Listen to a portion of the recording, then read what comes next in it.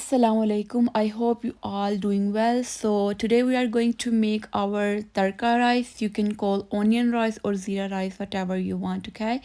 So आप इसके साथ आप हर चीज़ like शामी कबाब खा सकते हैं और दाल खा सकते हैं, एनी सालन खा सकते हैं. So let's start.